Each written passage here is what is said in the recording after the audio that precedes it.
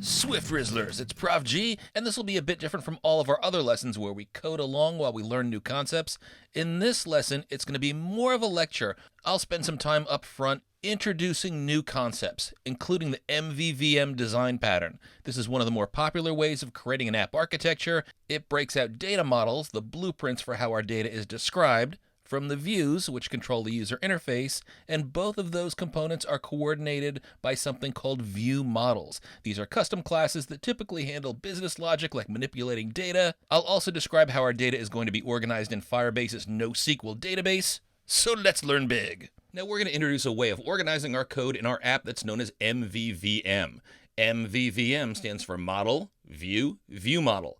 Now, when we talk about ways to organize code like this, it's sometimes referred to as a design pattern, a sort of repeatable solution, in this case, to the problem of organizing our code. Now, the organizing principles of MVVM isn't just for Swift, it isn't just for iOS. You'll see it in other software engineering contexts as well, and it's not the only way to organize code.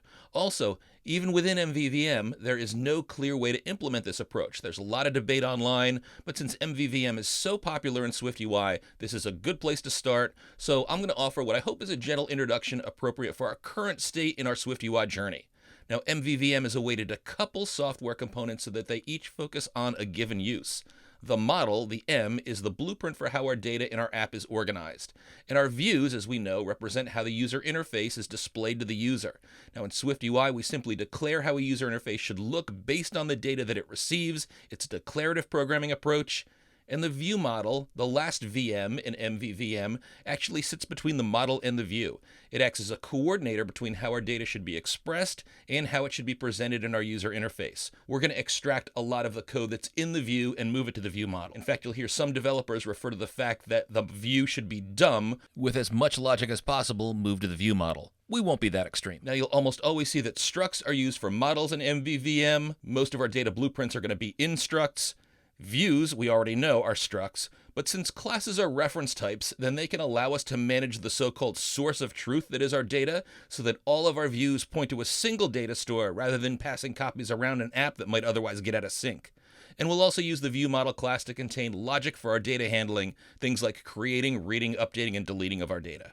Now, why bother with all this? Well, one reason is maintenance. Code that is logically grouped is easier to understand and maintain. A change can often be made in an isolated component without requiring changes to all others. You don't need to hunt through your code to find where your program would handle parts that are distinctly broken out into M, V, or VM components. To give you another example, if code is organized in MVVM and you decide to go from, say, saving data to your phone to saving data to the cloud, you should be able to handle all this in the view model components, and in this case, a well-designed app would require almost no changes to the model or view components. Now, code organized in distinct components with defined functionality is also easier to reuse, and reusable components can lead to faster, less error-prone development. An approach like this can also help simultaneous team development. It's easier to assign programmers to focus on a given distinct component, especially if everyone knows how it will behave. For example, how it'll receive and respond to updates, events, requests. And as we'll see in a future set of videos, these components are easier to test. And here I'm specifically talking about a professional method of software testing called unit testing. There's a special way to do this in Xcode, and this goes way beyond simply trying your code to see if it breaks.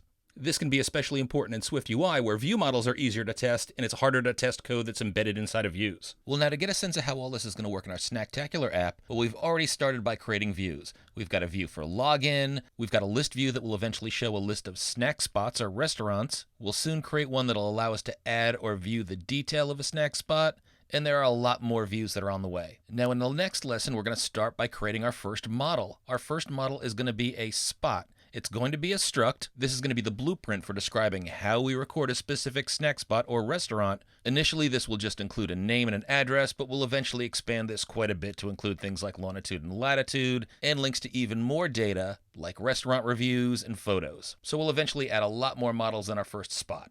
Now, in between the model and the views will be the view model. This coordinates how we describe our data and how we display it on screen. The view model handles all the data manipulation, all the create, read, update, delete. View models are all classes. We're going to start out by creating a spot view model. That'll handle add and updating. We'll eventually add deleting. Normally we'd put reading code in there too, but there are some special ways that we read data in Cloud Firestore. Now, if this isn't clear right now, hopefully as we build out our Snacktacular app and we add more models and more view models and more views to our design pattern, you'll start to understand how MVVM works. And if you need to, feel free to come back and review this lesson as we expand our app if you feel like you need a refresher on MVVM and why we're doing certain things. Now, a quick word about Firebase Data and how it's stored. So Firebase is a NoSQL database. So if you're familiar with the relational database format used in SQL or SQL, that's not how this data is organized. Instead of the standard database file, Firebase refers to data being organized in collections. If it helps, you can consider that a collection is like a database file, and inside the collection you have documents, which are like rows of data. Now, in our project, we'll have a collection called spots, and each spot document is a record of a different restaurant. Now, in a NoSQL database, it is possible to have documents that have different data, entirely different fields, including more or fewer data fields, and you can't do that with relational databases like SQL. But having a collection of documents that don't have the same format isn't a good idea in our project. We want our data in a document to match the struct that we're creating to represent the model of that data, and if a document's format doesn't match the struct format, we're going to get an error. This is similar to our previous project where we needed to have our struct exactly match an API's JSON data. If we didn't do that, we also got an error. So here's how data is shown in a running app. And here we've got a struct which will act as the model for this data. And if we look in Cloud Firestore, we see that each document or spot in the spots collection has a unique name, which we want in case we have 2 or more restaurants that have the same name. And if we click on a spot, we can see that the data inside matches up with the data in the struct. We've got a name, an address, an average rating, etc. We are going to learn how to deal with latitude and longitude coordinates in a later lesson. Now, one more thing that I'd like to show you, and I'll dive into the data that I used in my old Snacktacular project in UI Kit. It is possible to have documents that also have their own collections. So for example, if I click on one of these documents like this one here that starts with 3 Ron LOK, it's like I've clicked on a row in a database if you're familiar with conventional databases.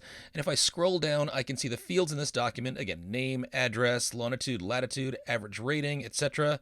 But I can also see that there's a reviews collection here, and each document in reviews represents a different user review of that restaurant. Now to contrast this with another spot, I can click back on the spots breadcrumb menu, and if I click another entry like this one that begins with 59HQ, I can see that I've got 2 collections in here, one for reviews and another for photos. Now I won't see any photos in here, but each of these unique collections of characters in the document name here is the name of a photo that I'd find that one of our users have saved, and our app has saved that in Google's Firebase storage product.